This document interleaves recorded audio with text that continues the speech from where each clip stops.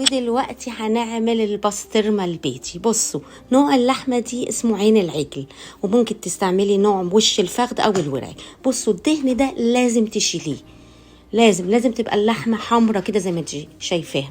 شلنا كل الدهن، خلاص كده ايه بقت نظيفة. هنعمل ايه؟ هنشكشكها بالسكينة، مش لغاية الاخر، تفضلي تشكشكي فيها كده في كل حتة. ملح خشن، مش هنقول قد ايه. بصوا دلوقتي هنحط ملح كتير، لازم اللحمة تتغطى بالملح. وزن اللحمة دي 2 كيلو و900. بعد ما شلنا الدهن وكل حاجة هنحط الملح وتفضلي تضغطي حلو قوي. عايزين اللحمة تبقى فيها ملح كتير، ما تخافيش مش هتملح. دلوقتي هنعمل ايه؟ هنجيب قماش، هتجيبي كتير قماش. انا جبت كذا قماشة نظيفة عشان تمص المية. هنعمل ايه دلوقتي؟ هنجيب اي قماش عندك. اول حاجة انا غلطت، المفروض اني جبت القماش وحطيت عليه الملح وابتديت احط اللحمة. بصوا بقى هنضغط عليها. بصي عايزة تتاكل اكل كده، هتضغطي عليها وكل شوية تجيبي ملح وتحطي. ما تخافيش، هو مش كتير ولا حاجة. ايوه تفضلي تضغطي كده، عايزين نغطي كل المسام بالملح الخشن. بصي وبتلفي وتضغطي هتفضلي ايه تلفيها كده، على قد ما تقدري خدي ملح.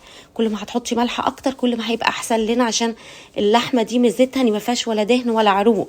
ده اللي احنا عايزينه، سهل ان هي بتنشف. هنجيب مصفى زي كده، شبكه تبقى عاليه عن الصينيه عشان ينزل فيها الميه. هنجيب حاجه تقل كده وتضغطي.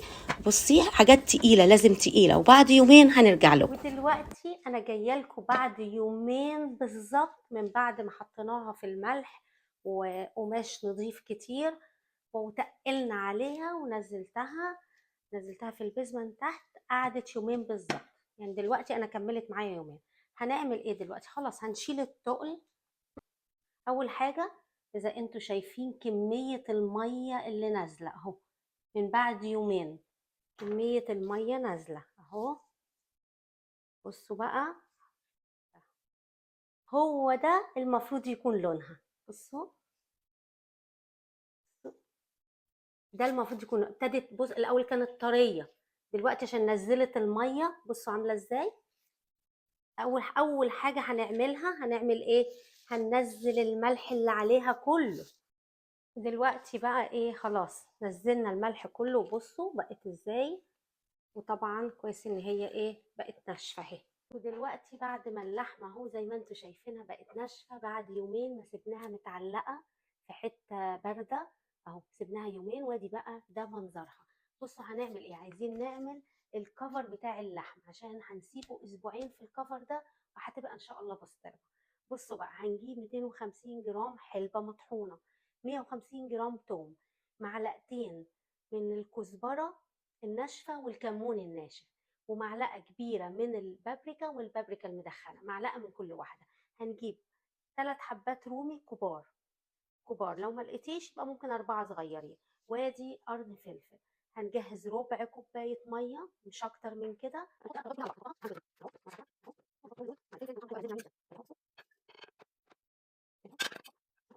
دلوقتي ادي اهو، بعد ما فرمتهم كله مع بعض طلعت كده،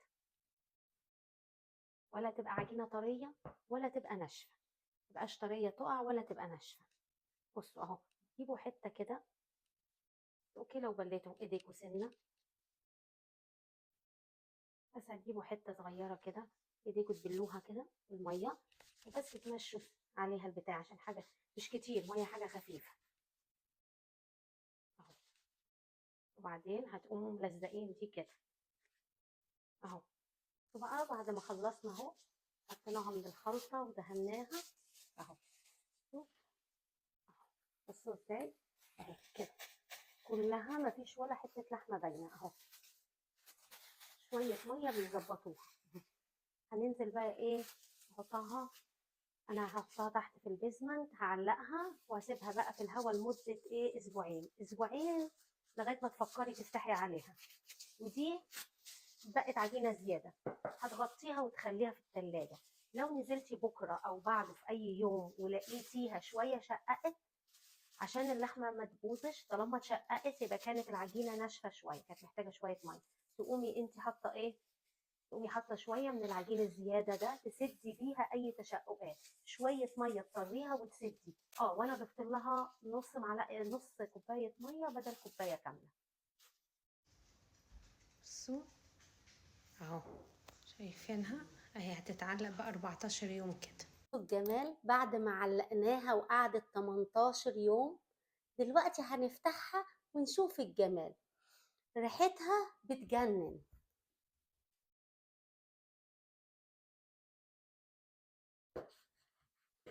طبعا لازم سكينة حامية. بصوا بصوا الجمال.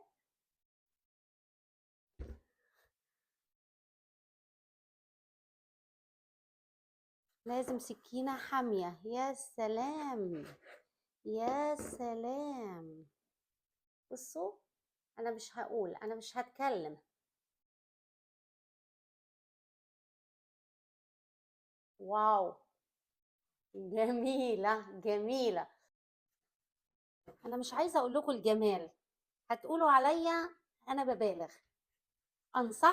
انصحكم تجربوها. شوفوا من وانا بقطع بيها مش هتلحق تقع. انا بقطع من هنا وبتتسحب من هنا.